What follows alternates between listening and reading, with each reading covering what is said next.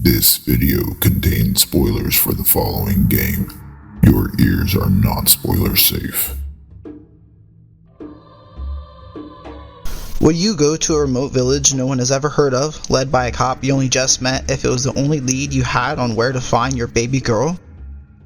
Incantation is a game that I found during Steam Next Fest. If you don't know what that is, every year Steam celebrates upcoming games. For a week, a bunch of game devs will show off what they're working on, in the form of a playable demo. I took a dive to see what spooks we're gonna look forward to this year. Well, some were ambitious and felt like they still had a long way to go from what their store page said the game offered. Incantation is one that someone could have told me Capcom was working on, and I'd believe them. Instead, what I found was a company that, in their words, wants to become the Chinese Disney of entertainment, and I think they can do it. What's up? I'm IgsEatsYurSoul, CEO of IgsEatsYurSoul Studio. It's ours if you have fun. And today I want to talk about the Chinese religious horror game coming this year called Incantation.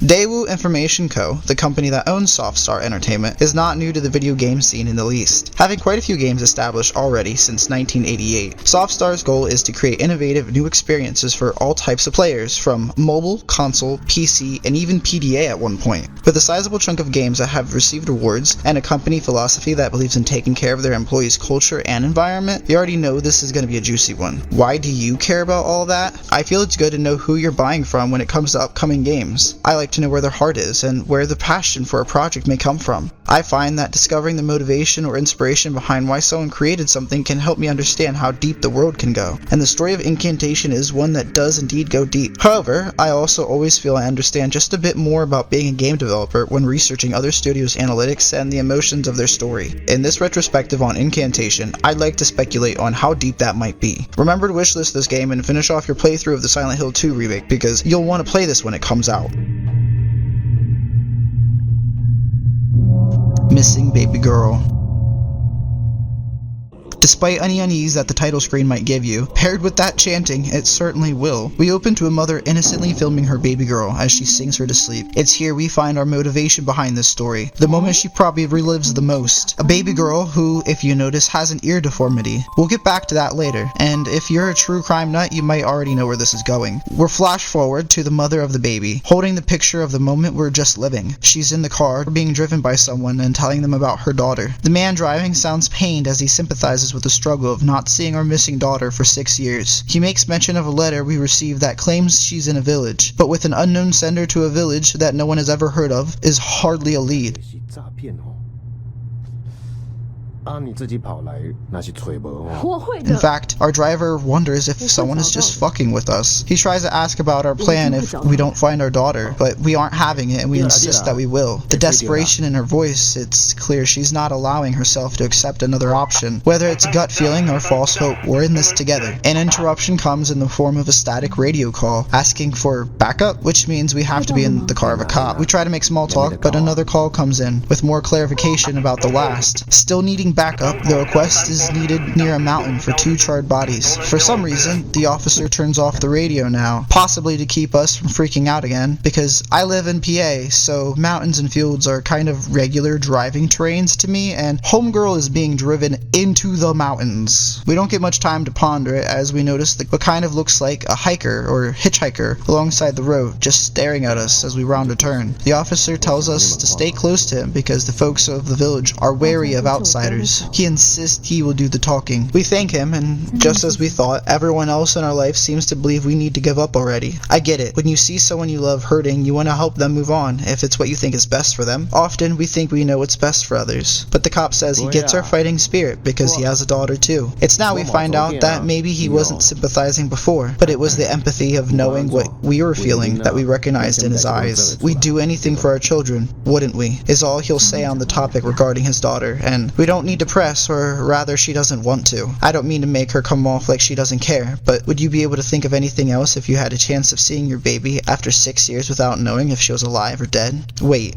is that the same man as before around the same turn? We try to ask the officer about it, but he claims to not know what we're talking about, and then quite literally loses control of his car. We aren't looking ahead most of the time, so we really don't know why he started turning the wheels so rapidly. All I can say is we crash and everything goes black. It seemed to me like he did it intentionally. Unless something jumped in front of the road and we missed it. Our phone is broken and our escort is gone. Now we're left wondering what the fuck and where the fuck. No better place to seek answers than our journal. We open it to find our picture of Mia, our daughter, a letter, and a missing children's report. Written inside, we find the missing pieces of how we ended up in the car. Officer Will took pity on our desperate mother and offered her a glimmer of hope in the form of recognition, not by recognizing the hurt of another parent, but instead informing her that he knows the location mentioned in our letter we have yet to read. Without needing to open it, we already have some telling information about where we are. If we remember, the police radio call, which was quickly muted, described 2 charred bodies near a lane in the mountains. It seems this letter mentions Zhuangguo Lane, a remote place which is located in the mountains and home to the Shen family. The wording in the letter makes it seem like he knows these people personally. I guess he'd have to in order to know the location if it's that remote. Finally, slipping open the clearly dated envelope, we're able to read through what I believe is the last clues to Mia's whereabouts. There's a child living nearby Zhuangguo Lane who also happens to be missing part of her ear. According to the locals, she was brought here several years ago. When she arrived, her skin was covered in ulcers and she almost died. Perhaps that's the child you're looking for? This letter hints at what we'll also find when reading the missing persons report. Part of her ear is missing, which can help identify her once she's found. Our mother here has a unique chance of knowing her daughter, regardless of how much she ages. It makes sense her fire never quite died out. How many people have to ask themselves, is it really you? And need DNA proof. Speaking of the missing persons report, let's read that next. Though it is age 2, it contains valuable information we haven't yet had. Name, Shen Mengzi. Nickname, Mia.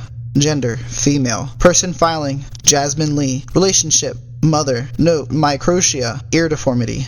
Statement: Jasmine Lee reported that she took her daughter, Sheng Mengzi, to the hospital to treat some skin ulcers. Her daughter was never released and subsequently went missing. Time filed, January 25th, 2009, 7:25 p.m. Nice to finally meet you, Jasmine Lee. I hope we do you justice on this journey and don't get you killed. I'm sure there's no coincidence that her daughter shares the same surname with the family that lives in the mountains. Apparently, she was having some skin ulcers, so Jasmine took her to the emergency room, which she never left. It reminds me of a video posted by Urbex Hill on YouTube about a Chinese urban explorer who found a bunch of dead children in an abandoned organ harvesting facility with their organs missing. I know you might be wondering where the connection is, but you see, a lot of these kids were taken from medical facilities, and with the authorities not helping, most parents come to believe it's just a cover-up due to how easy it is to get organ donations in China, even though they have one of the lowest organ donor rates in the world, which is due to religion, because most Chinese religions believe in keeping the body fully intact. It's a really disturbing but informational video. I highly recommend it if you want to know more information and are interested in the dark side of the internet. Just click the eye icon. On the road, we notice a small shrine with a lit incense burning. Curious, did Officer Will light this? Because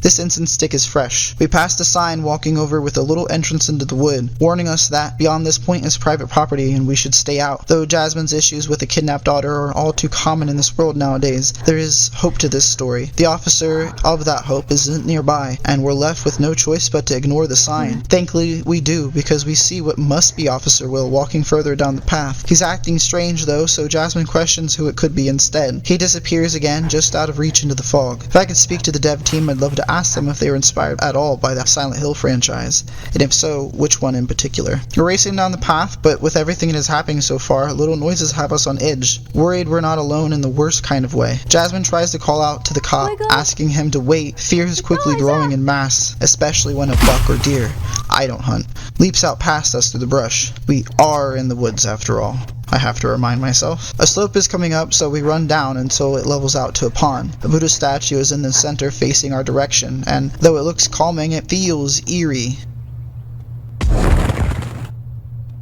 Just more animals, still in the woods, Iggy. Running past the pond, though it is not something you expect to see in the woods. Inside a small shack is an altar, and matching the red highlights of the mountain terrain, there's a scarlet tablecloth on top. This seems like an offering to a deity of some sort, complete with the recently lit candles. Interesting. I will note that the offering is old, or they are offering moldy food. With a witch as a wife, we offer things to the gods a lot, so I woke her up in the middle of the night and asked her if she would offer moldy fruit to gods. She said only if she was specifically working with or trying to reach out to a god of death or decay. But most gods and people don't consider moldy fruit gifts. She kind of said it like that because it was like 3 in the morning. Valid. Stepping back outside, we wrap around the corner and see another person. An older lady simply standing there looking into the distance. We greet her and she does a familiar thing with her hands. In fact, it's the cover of the game art. It reminds me of the mudras in Buddhism. Hand gestures that people use when meditating, but none of them require you facing your hands opposite of each other in this position, at least none that I found. We'll be coming back to that later in the video though with more clear answers. Whatever divinity these people follow, it seems corrupted somehow. The lady informed us she lived here for a long time and knows we aren't from around here. She warns us the dangers the mountains hold for a girl alone and asks why we're up here. We tell her we're looking for someone and ask if she's seen our missing cop. 阿姨，你有没有看到一个警察经过这边？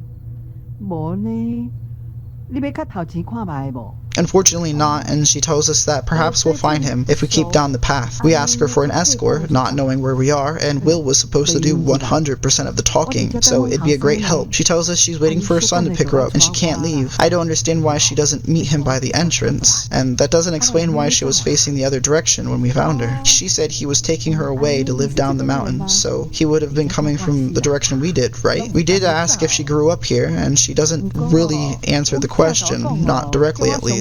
All she says is she's lived here half her life and she is only leaving so her son has an easier time taking care of her closer to the city. She says the folks that live up ahead will probably be able to help, but the officer told us in the car that the people here didn't like outsiders, so why would they be willing to help one? We only really have her word, so we should keep going forward to find the house, I guess. I suppose we have no other option.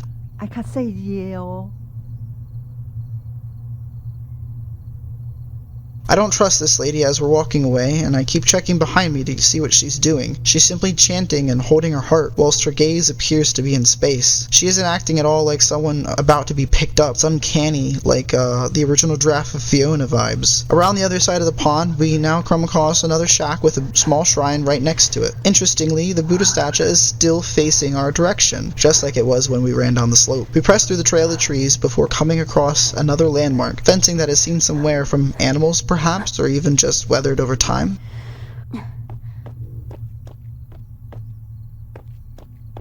Following the fence, guiding us through the winding path until we happen to a standstill.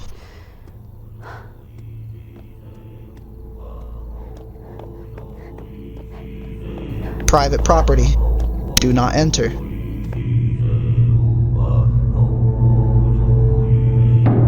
The angel's trumpet. Well, we've already ignored the first sign that told us that. Why listen to this one? We crouch onto all fours and slowly crawl through the cramped tunnel.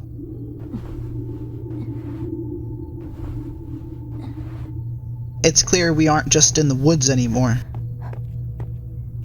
I guess they began to run out of metal fencing, because if you look past the hanging flowers, I'll come back to them, we'll notice that they started using doors for part of the fence. The flowers may look pretty and inviting, but they're actually known as an angel's trumpet. They're said to contain high levels of toxin, and it's recommended not to plant them somewhere publicly, like, I don't know, a main walkway or a front yard. It's noted to keep them away from children and pets especially, and some people even try to use them to get high. This flower is also known as the devil's trumpet. While it's a beautiful pollinator, it's also a toxic hallucinogenic in the nightshade family and very popular in China. Its less scientific means are just as telling. They're often thought as a bridge, messengers from the divines connecting our earthly realm with the spiritual one. Some cultures believe that when they bloom, they're inviting them to transcend to a higher level of consciousness beyond the mundane. With Buddhism being one of the most practiced religions in China, a flower with a meaning like this one would almost certainly be popular. How can you get a call if you don't surround yourself with receivers? We finally come across the house the grandma mentioned to us. Its cleanliness is concerning, but if Officer Will had gone inside already to ask the family for help, maybe we should too.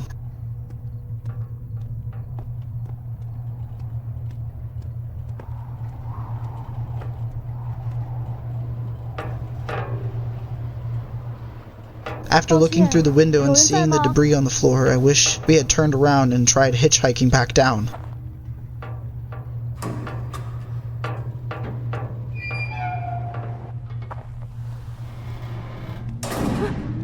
especially after the door slammed shut behind us. The old lady couldn't have done that quick enough. Who locked us in here? And is anybody home? It feels like the house reacts to us being inside, almost like it's warning its residents of the intruder. I always go left first when faced with a forked path, so we keep left and try to walk down the hall towards the open door. The house, or perhaps another entity, slams the open door and locks it. Clearly, we aren't meant to go in there yet, and when we do, you'll be glad we had a chance to walk around first, believe me. Keeping the key to that door in our mind, we continue forward. We can find a small study area with a desk. On the desk, littered with papers, is a birth certificate issued by an obstetrician and a gynecologist clinic. But we also notice a sticky note attached. Name a child: Gao Ming Yang. Gender: male. Mother's maiden name: ÂÜ Yu. Father's name: Gao Ting Yang. Date of birth: November 28, 2014, 10:25. Place of birth: neonatal OBGYN. Delivering doctor: Zhang Zhenyuan. The sticky note is dated for a week after the birth at 9 o'clock at night with an address. My guess, it's a meeting place to which they deliver the baby to the person who disappears with them. My first thought is to compare this to what we know about our missing baby Mia for a cross-reference of similarities. Unfortunately, with only the missing person report, there isn't much that aligns. I was hoping maybe the time we filed the report would be after 9 p.m. so maybe we could establish consistency in scheduling, but Jasmine made her report in the early evening hours, so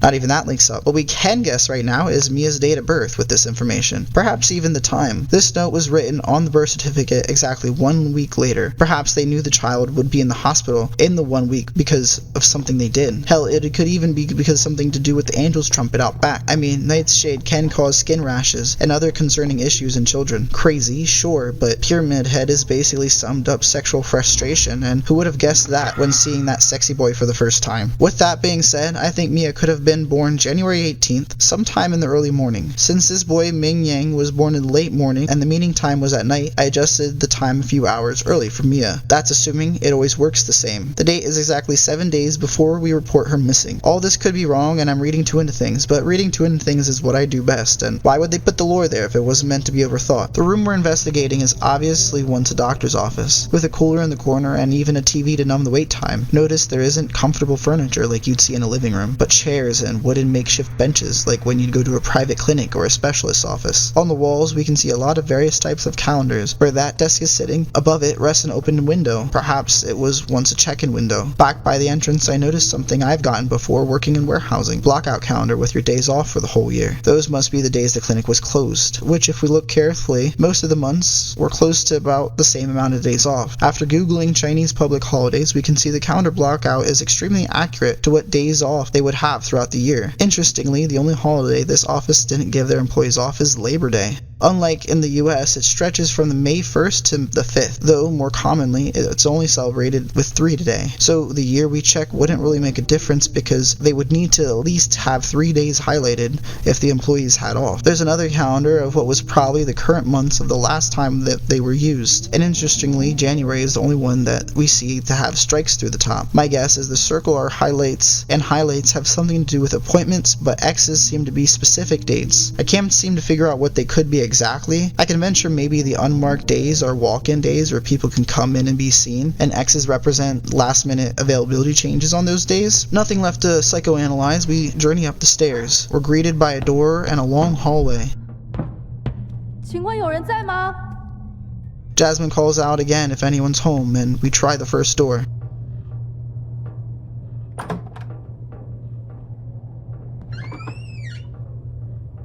We find a bed behind the door with a big blood splattered across from us. These people ran their office out of their home then. We see a crib filled with towels next to it, and I think the first picture we've seen of people in the house. But oddly enough, the person holding a child in the center is smudged out with something black on it. It seems like 3 men are posing with a baby in their hands. On the wall next to the blood splatter is a child's drawing of their family all standing together. Kinda looks like 2 kids holding hands with their mom, and their father has their hands on their shoulders. But I'm not convinced that that's their mother. It sort of looks like a little girl in my opinion. She's standing level with one of the other kids and her shirt has a flower on it like we would see on kids' clothing. It also seems intentional that their father isn't holding hands with the others like we usually see in these kind of kids drawing, but he's holding their shoulders, almost like he's disconnected from them and the child wishes he wasn't. If we read the letter on the adjacent vanity, we'll see it's from a father to his son who lived down the mountain. We mentioned that it was sealed but never sent. Dear AJ, I'm sorry, but I'm too busy to make it to your birthday. I know you must be very disappointed disappointed. Trust me, I would come if I was able to. Didn't you say you wanted a robot toy? How about after I get off work, we'll go buy your present, then to the amusement park and eat your favorite fried chicken. Love, Dad. Perhaps our doctor was overworked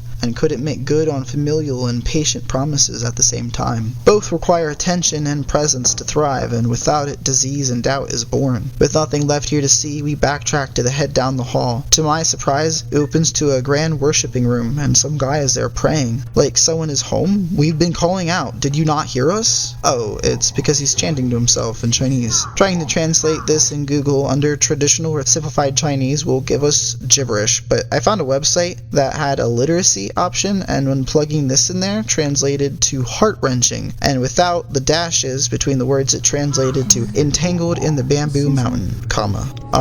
I don't speak Chinese, so if anyone can confirm or deny what he's saying in the comments or shed some light on this incantation, that'd be great. Moving on, he freaks out when we get his attention and tell him how we got lost. He begs that we spare his wife and AJ before cowering in the corner and mumbling quickly. There is a note under where he was bowing. That handwriting seems to get very shaky and frantic. It reads, "Note of caution. AJ, take Mom and leave now. I've locked the door and the key is hidden in the trophy. Father, forgive me. AJ, you must never open the door. Never." Seeing as AJ would have to be an adult if Mom was the old lady outside, waiting for her son to pick her up, this man must be AJ or AJ's brother. This man is now rendered useless and we're free to examine the room. We see a fish head long past its vitality sitting on a plate.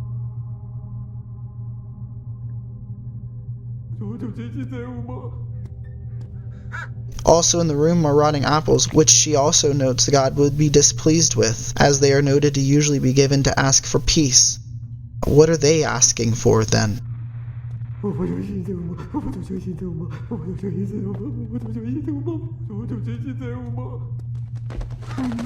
We see a road outside around the back. We just need to get out there.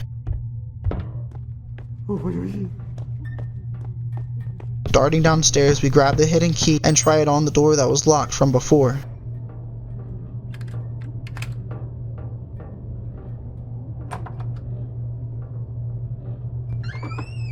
Whoa! What the hell?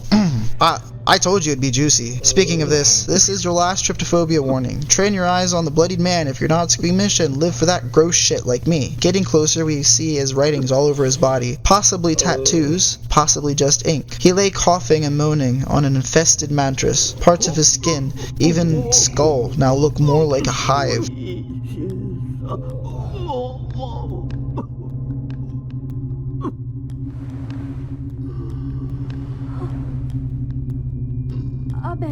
Jasmine shakes him in concern if he's alright, but this man doesn't cower like the last. He throws us away from him and lunges from his bed. Now we have to do a little button mashing to break his grip and push him off us.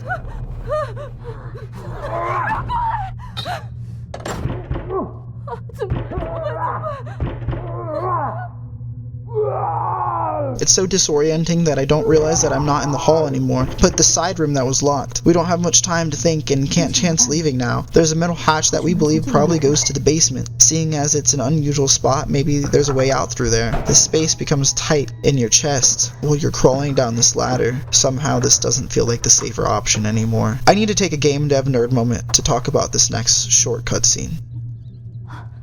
手电筒，看起来能用，太好了。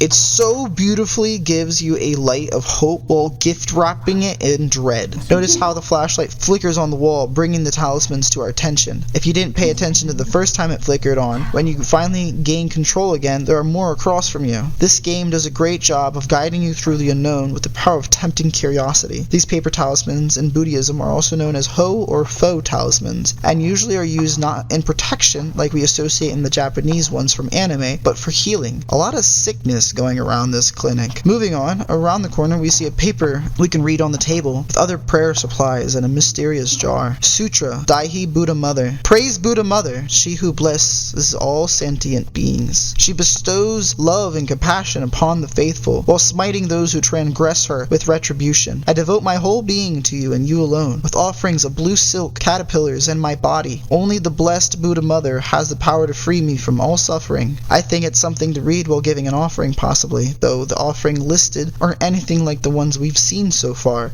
They mention blue silk and caterpillars, but we've only seen bones, rotten food, and red silk. Across from the table is a Buddha shrine of worship. Curiously, the statue is facing the opposite direction. This is our save point. When we continue from the demo, once it comes out, we should be able to just start from one of these saves, I think. After we save, Jasmine remarks she wonders why they would be worshipping in a basement. Maybe my wife was right about reaching out to something dark. The back wall has a path forward, but first, we find a prayer petition to read. Verily, I beseech thee, Daihi Buddha Mother, before whom none may stand without acknowledgement, and whose divine grace is boundless and ever-present, extending protection unto all humankind. Behold, thy servant, Shen Xing Rong, on this chosen day, present unto thee a sacred offering of gold and silk, and with a heart of repentance and purification, I earnestly confess my transgressions. I entreat thee to shield our kindred, dispel of chimeric burdens, and bestow upon us peace and blessings. Grant thy mercy to forgive us of our sin and remove unseen afflictions from our midst. This paper gives us a couple new questions to ask, like is Shen Zi Rong the older woman's name we met before, or perhaps the older man chasing us? We don't know either of their names, not formally. It also begs the question, have they always been offering rotten and decaying things paired with blood red silks? It's just the polar opposite as to what all the prayer incantations and Buddha messages say are proper offerings. It feels intentional somehow, like there's no way they weren't aware of what they are doing. Jasmine has even commented on the fact that the rotten fruit isn't usually a welcoming gift for an offering. Even when flipping a coin, it's not going to land on heads 100% of the time. There's no way they've gotten everything wrong. We've collected what we could down here, I believe, and around the corner, under the side of the basement that isn't under the sick man's room, we find another ladder to climb. I wonder if those charms on the wall are just for him. Do they know what they're doing that's making it worse? We're in a garage now that seems like it was also used as a kitchen, possibly due to the need to use part of the house as a clinic. We need to look around and notice buttons to open the garage door. We better look around before pressing anything.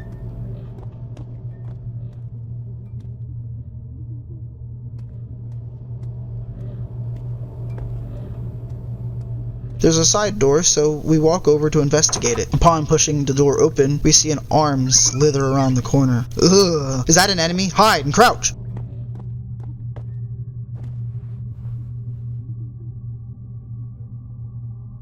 Nothing follows, so we walk back to see there isn't even an available space for someone to have been standing where the arm was. Mixed with the blood in here, that certainly makes this feel worse. There's a switch on the wall hooked to a power box, so we flip it. Probably powers the garage. Guess it wouldn't have let us out if we tried it. Next, we press the arrow to open the door. Totally stealth-like.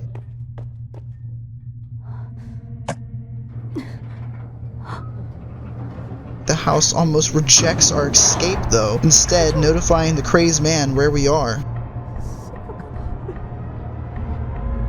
We're told to crouch, but it's hard to not know where a giant light is coming from, and he runs over to us, snatching us up. He coughs and lunges as we fight to get him off. Blood covers our face and we just turn and run for the hallway, leaving him to lie on the floor.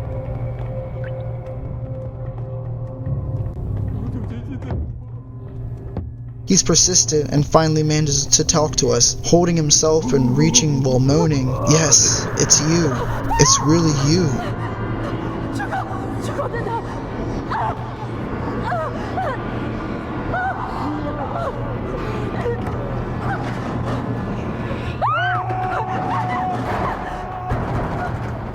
He bangs and moans, but I think we're safe from him now. As we turn, we catch sight of Officer Will and call in distress, wondering if he can hear us.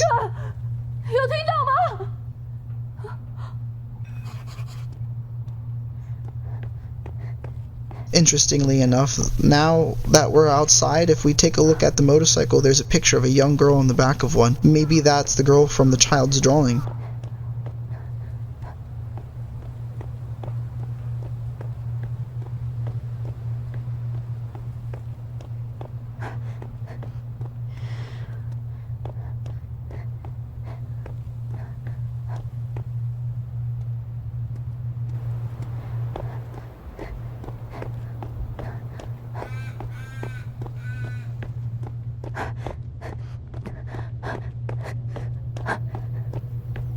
We follow the road and find some more fencing and an abandoned shelters.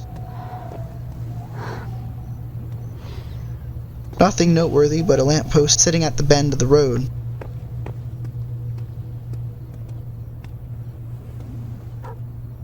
It was often empty before, but now, when we turn to walk around towards it, it can be seen on and the old lady from before is standing under it. How does she keep doing that? Another odd detail is it appears behind this doctor's office is a massive cemetery with a slew of gravestones all around us. We approach her and hear another new name, Bohan. Her son meant to pick her up. She asks why he isn't here yet. Maybe because you keep moving locations? Her tone has also changed. Before she said she didn't want to leave, but now she begs for his rescue. We approach, and once our light hits her, she screams and flinches in fear of us. We apologize, and she tells us she didn't notice it was us. So she was afraid of something else? She asks if we found the person we're looking for too. And we inform her of our circumstances of him running from us almost. She doesn't seem to be very present, and we try to press if she's really okay.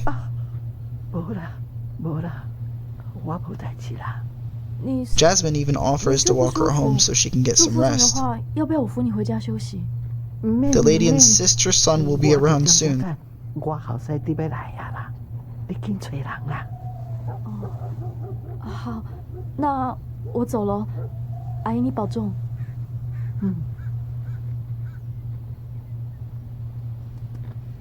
So we continue forward and look at some of the gifts left at the graves. Just some more candles, papers, and rotten fruit. Bad omens.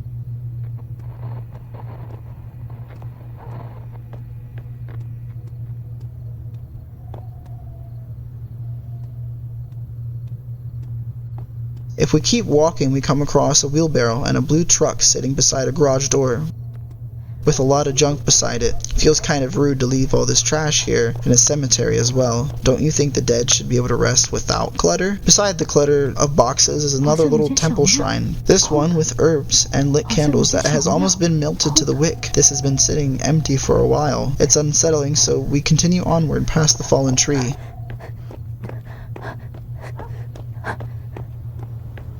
We come to a fencing that almost looks like it's covered in white fuzz static.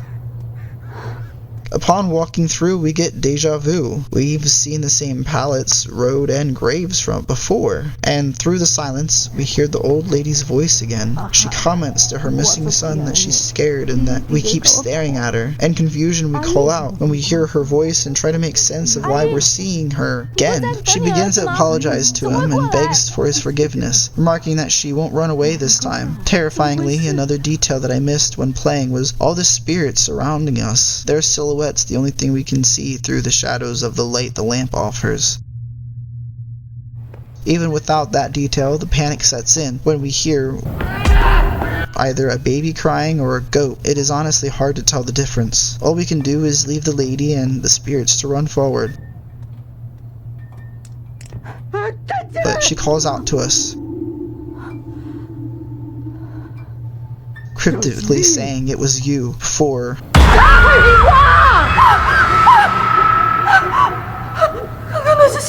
A well-deserved jump scare. Her face looks sickly and ghost-like as she screams for us to give back her son. Fuck you and fuck this. We turn to run, but the tear in reality isn't quite fixed yet. I try to turn around and run back after crossing, and we end up back at the house? Is this the lady's doing? This time around, the streetlight flickers in empty air. No spirit nor creepy old lady in sight.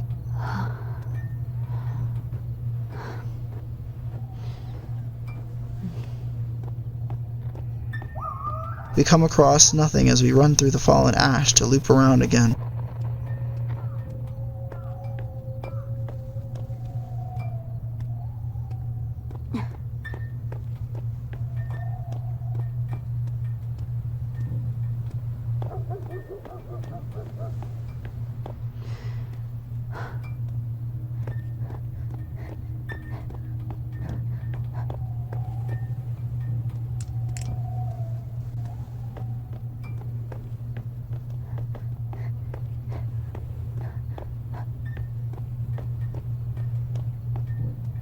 This time, the silence is cut by an unnatural howl and whimpers following shortly after.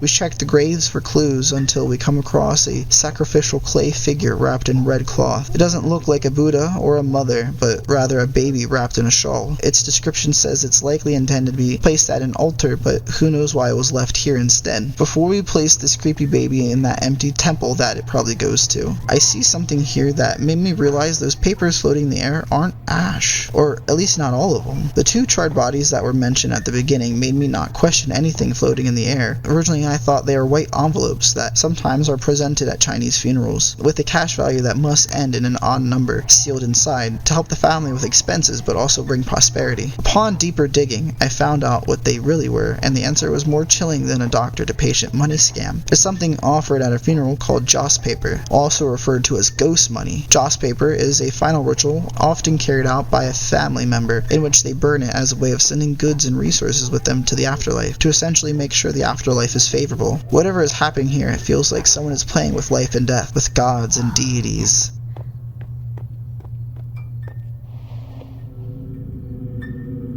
Returning to the miniature temple, we sit the statue down on the block and hear a baby laugh as it turns around to face the symbol, similar to how the save point figure was.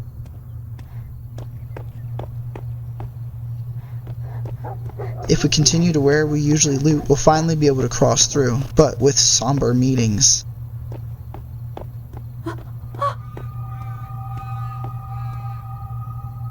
The old lady is hanging by the lamppost, and the red stool that has been sitting under the street lamp innocently is now kicked over. We run past the gruesome sight further down the path.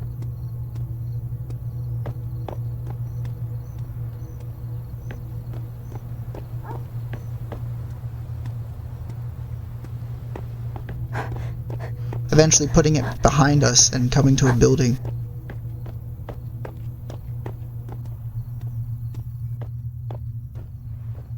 I wonder if the door will be just unlocked like before. Important to note that the angels' trumpets we saw in the abundance before are also potted by the entrance of the door, such a pretty poison set out to slowly bleed its guests. We're left to crouch under the garage door, where we find ourselves in a dusty hallway once inside. What we thought was an empty hallway has a silhouette of a man at the end of it.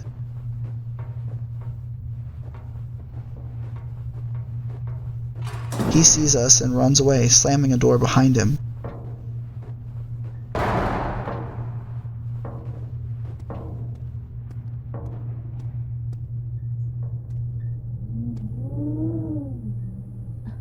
We cross the gap and check it. Surely enough, it's locked. Simple enough, just have to look around here for a... No. Is that a...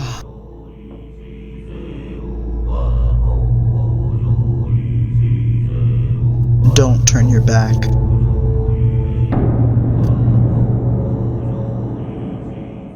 Time to address the elephant in the room. The garage door is shut, and by the entrance is a mannequin, and it looks to be holding something. The damn key, I bet. Unwillingly, we approach it.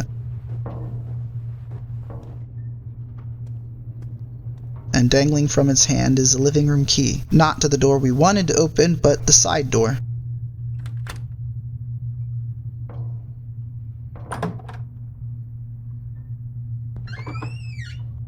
A nightmare family is locked in here, and if you're afraid of mannequins, behind the door is a small apartment-like section of the building. The first we see is a kitchen. We meet a child and adult female set up first, and past them on the kitchen table is a kind of family photo, or at least I thought it was one at first. A closer look and we see a family of mannequins pose with a man pretending to be one of them. The description tells us that he's the homeowner of the place.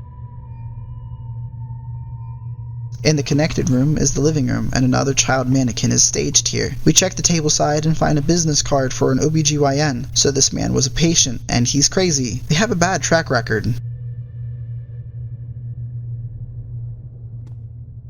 Sitting beside the television, we find a concerning book in any household with children being raised. The belt raises perfect children. In this book discussing corporal punishment, the introduction states, although physical punishment leads to injury and creates fear in a child, it is the best way to swiftly correct behavior. It acts quickly to function as a deterrent, establishes clear behavioral norms, makes the child immediately aware of their mistake, and corrects it. Corporal punishment is also effective as a warning against future bad behavior. Science is not on your side, dude. And more concerningly, if these people are getting sick and high from these flowers, then corporal punishment would only have a higher chance of leading to death quicker for the child.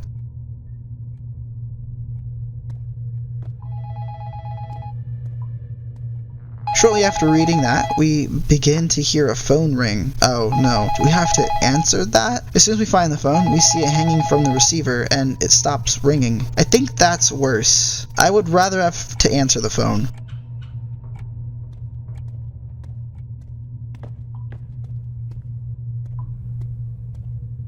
The only 3 doors are locked, so we begin to walk past the stairs. There's a few smudged numbers on the wall. We'll come back to those. Let's explore first.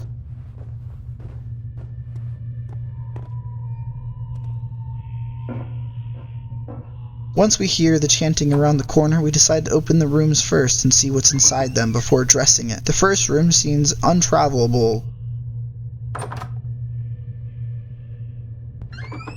but the other one isn't, so we check the inside for anything. Interestingly, we find a paper with that hand gesture the lady made at us, devotion to the Buddha Mother. In a final attempt to find some sort of information on backhanded mudras, I put this picture into Google to cross-reference for real-life examples. Cool idea, and it's how I found the flowers, but not this. All that comes up was Japanese scrolls. Very wrong. Instead, I googled Buddha Mother, and what I found was pretty shocking. Another thing about these people is that they're doing everything backwards and just a little bit wrong. Are they trying to piss her off? Let me explain. Notice how they specifically hold their thumb to their pinky, but the Buddha Mother holds her thumb toward her middle and her pointer fingers. These are like a language. You can't just do it close to correct. You do it differently just to like a little bit of a degree, and it means an entirely different thing now. We're left with no other choice than to approach the room out in the hall, towards where we can hear the familiar chanting, and to our surprise, it's coming from a radio. It's another shrine with an ill-fitted offering bestowed upon them. We find a paper before approaching the radio that appears to be a prayer written by the homeowner. I brought my family here. They too are your children. I humbly ask you to bestow your blessings upon us, Buddha Mother. By family, I think he means the mannequins around the house. I shudder at the kind of blessing he would want from her exactly. Does he want to become one of them or give them autonomy over themselves? The answer comes to us quicker than I notice in the playthrough. We hear a shuffling and the mannequin that was previously in the corner is now on the other side of the door. Did you ever hear the saying by Oliver Clark about if you put a frog in a pot and boil it alive slowly, it will adapt so it doesn't even know it's being cooked until it's too late? We're the frog, and the game is the pot, the boiling water, and the fucking burner. I digress though, and we wrap around the corner to find a way into the cluttered room through a side window. On the way, we find a severed limb from a mannequin, and we note that it's contorted in an unnatural way, like someone ripped it off the body.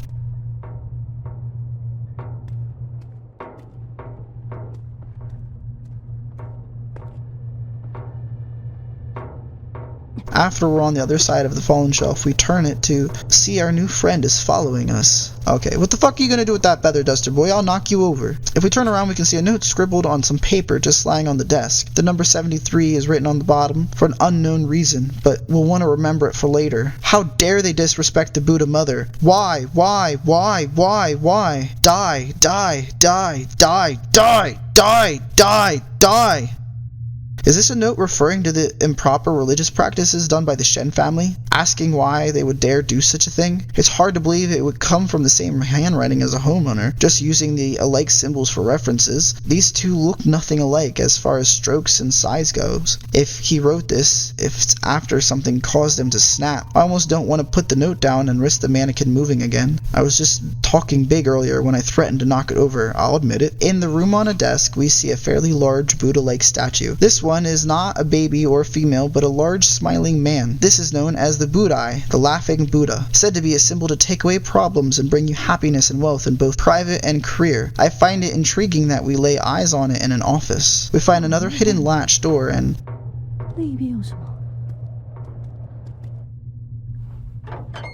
decide to squeeze down the space.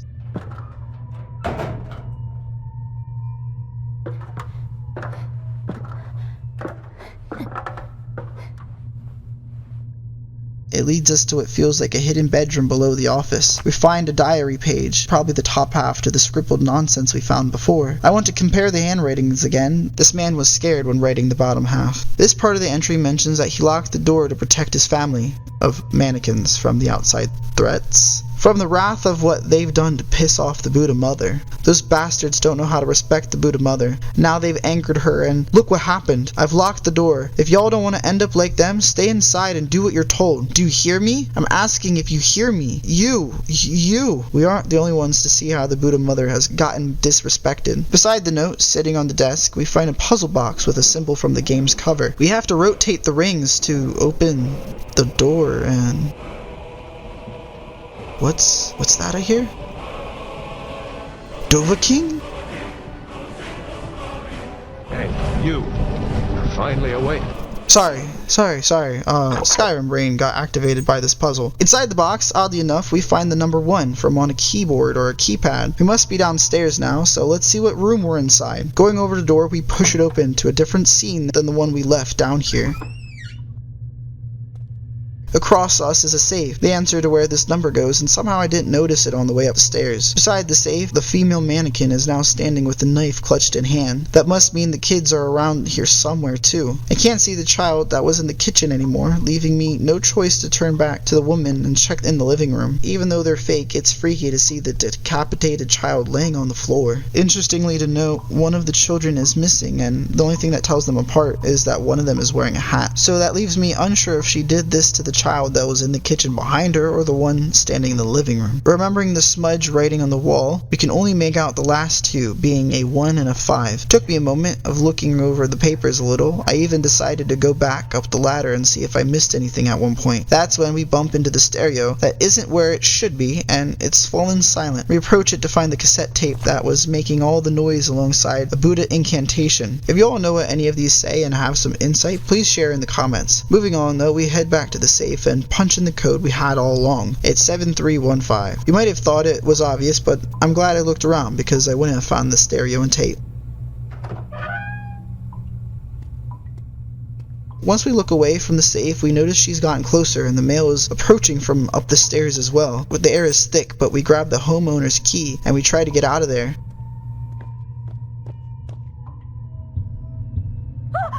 The grotesque man from before, the one we thought we were done with, comes walking into the scene. He tackles us.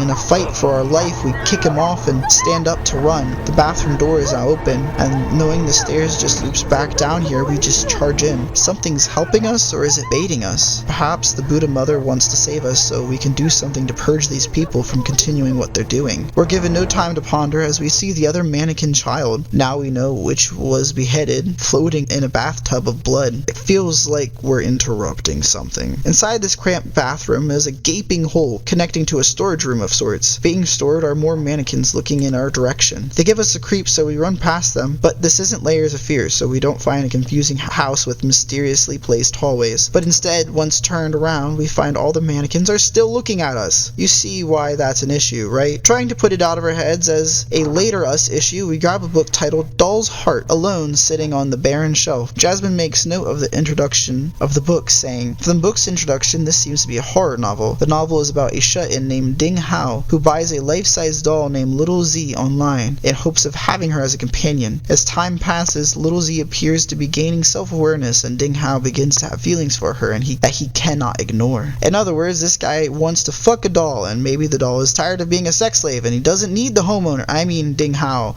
Interesting. We don't know the homeowner's name. It's really creepy how he has a whole doll workshop in his bathroom. We find a small space between the walls to squeeze between. Once again, we're forced to wedge ourselves in a tight space to get to safety. We take a look at a caterpillar wiggling on the work table. It's a piece that glues the papers together. Once these dolls started moving, he realized what the family had done wrong, but it was too late. Buddha mother was not pleased, so he offers her something, one of the prayers we read that she likes. Fitting he left it at the heart where the evil desire began. A different evil is searching for us though as we shimmy through the crawl space.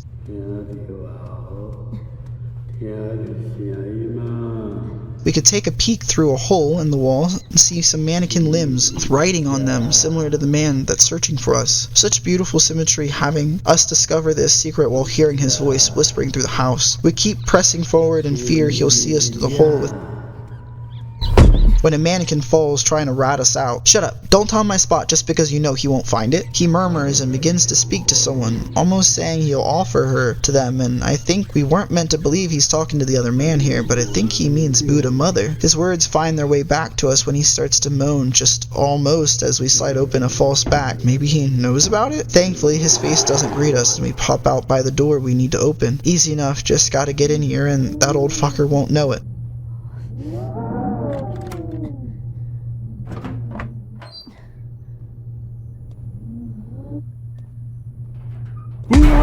Of course I'm wrong, and I heard myself jinx it. I know it. He slams himself against the door, which shuts it behind us and causes us to stumble down. The man screams we cannot escape her, and that she sees everything. We're left watching this man bludgeon himself possibly to death while giggling like a maniac.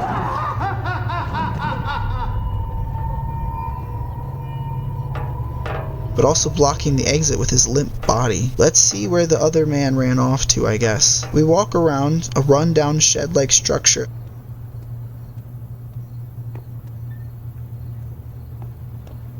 until we come across clutter that we'll have to crawl under.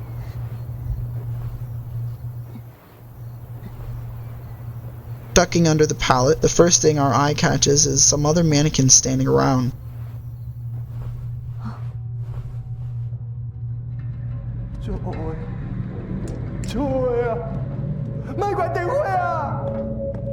They hear the man calling out, begging us to leave the lights on for some reason. It's eerie walking through and seeing them all just stoically facing the surrounding walls. We come across another garage door like before. We know that the buttons need to be green to work, and that's why he hasn't left yet. We can see him pleading and wondering why he hasn't just flipped the power and left yet.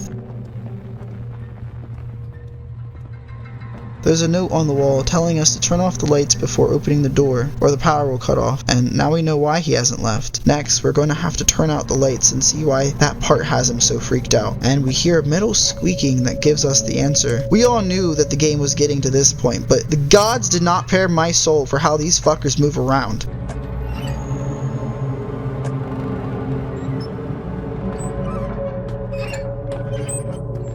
If you've never seen Doctor Who or played SCP Containment Breach, then let me explain what these things can do. If we're looking at them, they will freeze, but once we're turned away, the metal creaking of the limbs unnaturally contorting can be heard trailing behind us. This part does an especially good job because you just don't know which one will start moving when you approach a switch. The way they move is so unsettling, and they seem to appear out of nowhere with limited view around corners. This man feels very human, of course. He's freaking out, and he isn't just gonna stand around while you give life to those things he once loved, so he runs around the room turning the lights back on. Puzzle just became a time challenge too. We'll have to be quick and hit them all, then book it to the door. He can't be reasoned with.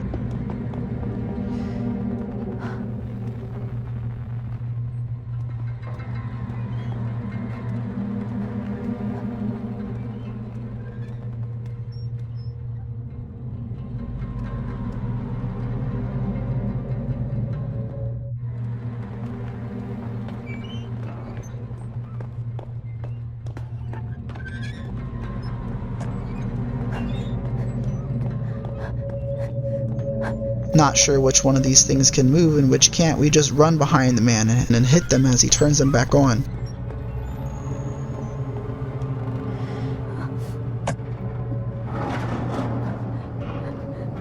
Which works, and we slide under the door and run around the corner to hide. Jasmine peeks back to see if he or the others are following, but when we turn around, we can see a light down the path. This time she doesn't run towards a person, but crouches cautiously. We close the gap and duck behind the tree to possibly get a closer look. What we see is someone we didn't expect to find here, even if it's why we came. A little girl wearing a top with a similar colors to the ones from the child's drawing maybe, before shushing us. We try to ask who she is, her hair being too long for us to look at her ear. The girl tries to warn us, but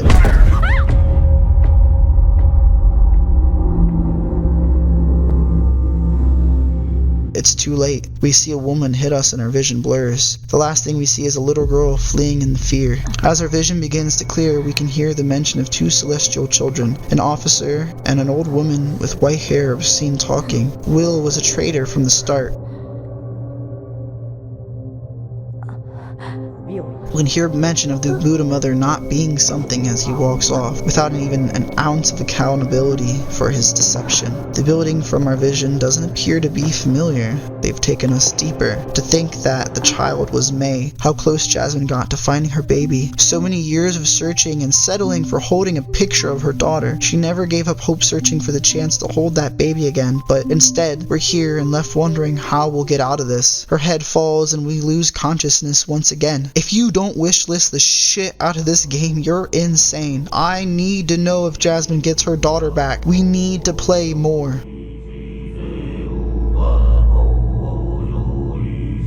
Review of Incantation.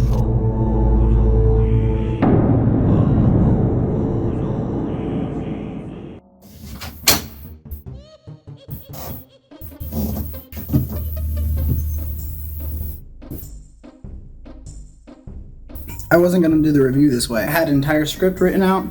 I recorded the script. I audio edited the script. I took out the breaths and all my stuttering.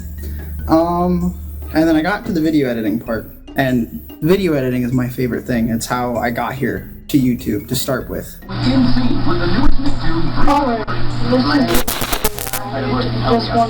Okay, way long time ago. Got to the part to edit video for chapter 5, and I hated it. I hated chapter 5. I absolutely hated it. I could show you the original script, whatever. Because I wrote the review based on how, other people do their retrospectives and reviews. Because, well, I don't really ever... I always told myself I wouldn't be a reviewer. And one of the biggest reasons why is I don't want to critique people.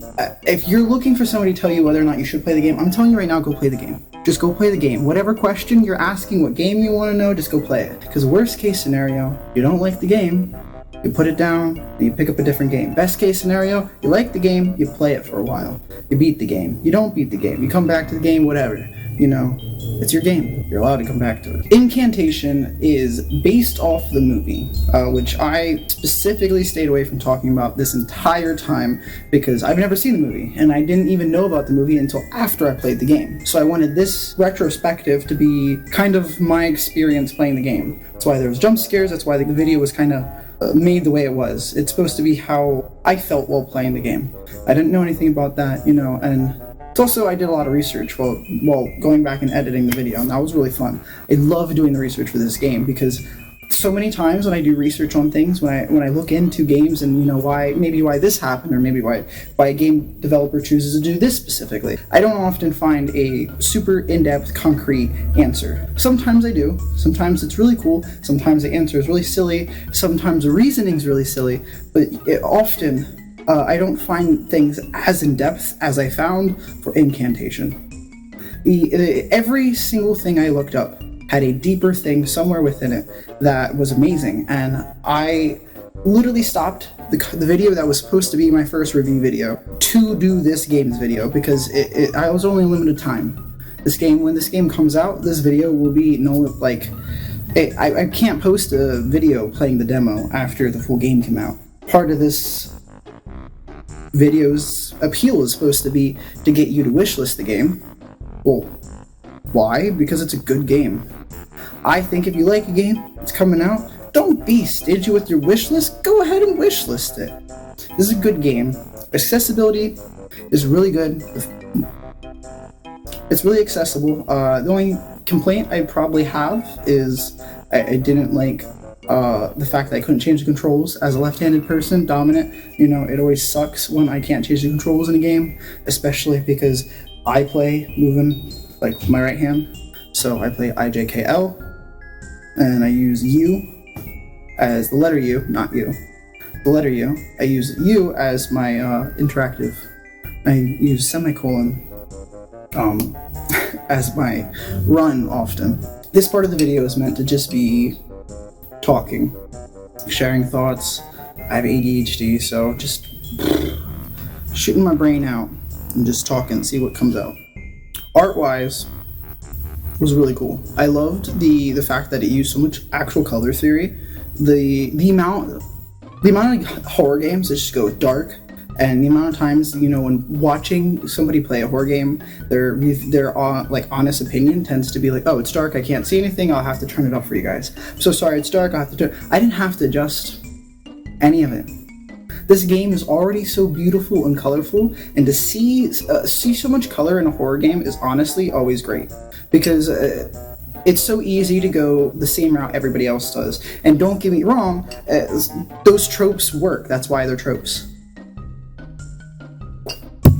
The reasoning for how the mannequins came to life was so, to regard to the story, the reasoning for how the mannequins came to life was so beautiful.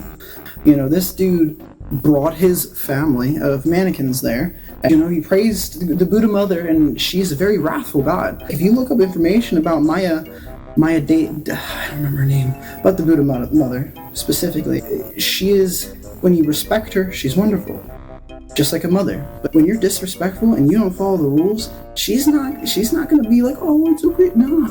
And that's what happened. You know, this guy, he said, you know, have this is my family, you know, you have to protect them too. But you see how poorly the family is representing the religion of Buddhism. You know, now this family practicing this religion so terribly wrong.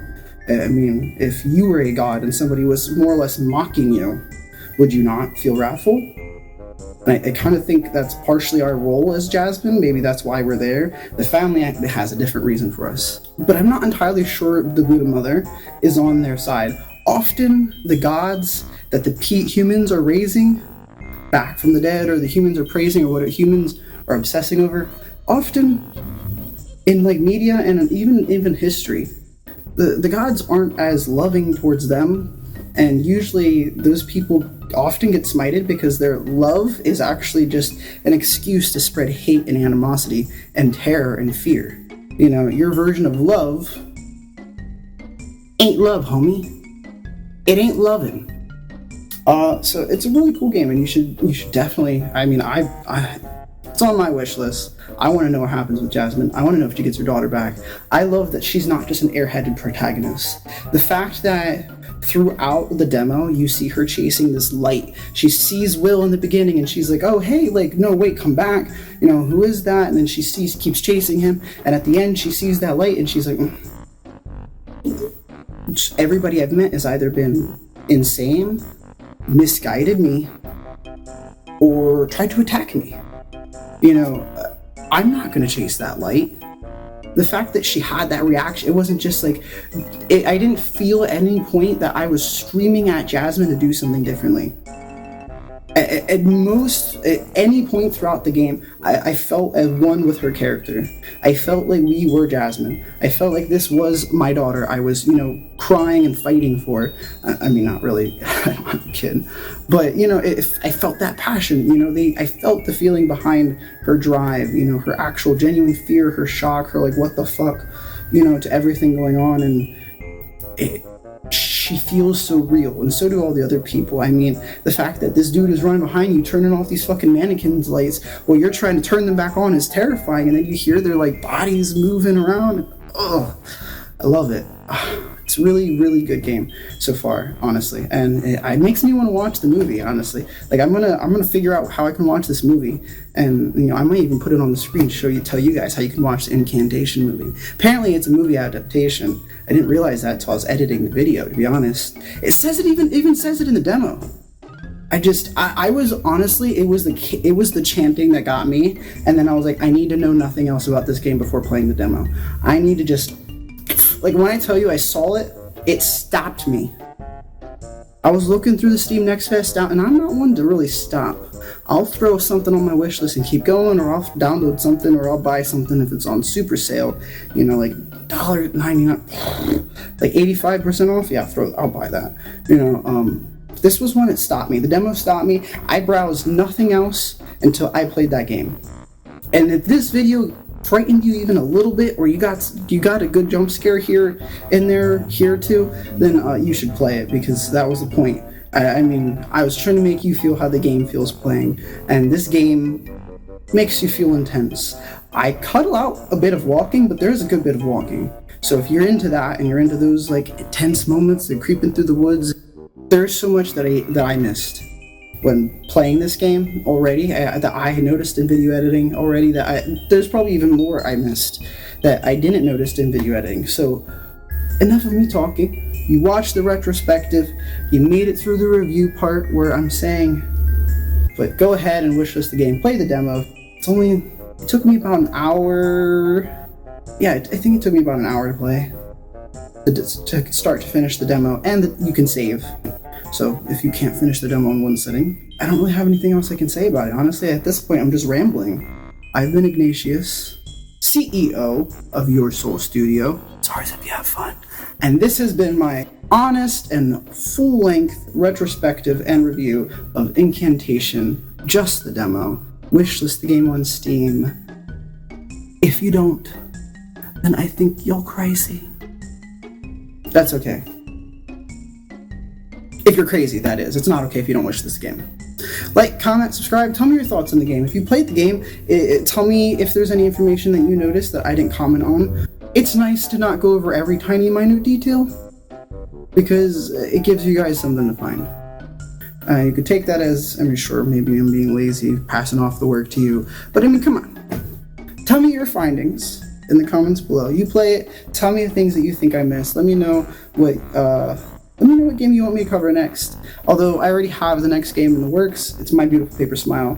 The audio is completely finished from start to finish. The audio's been done, it's recorded. It's now in the editing part, which editing out breaths and me stuttering, because I got a little bit of a stutter, is the worst.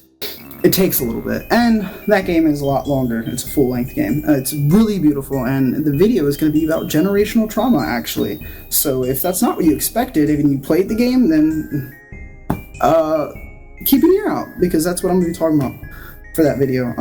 And all of this has been done for research for my upcoming game that I'm working on, called Project Ninja right now. It doesn't have an official title, or rather, I am not sharing the official title until the game leaves project stage, meaning it has a playable demo. The demo will be the announcement of the title. Project Ninja is a point-and-click adventure game where you have to protect your village while also exploring out in the desert.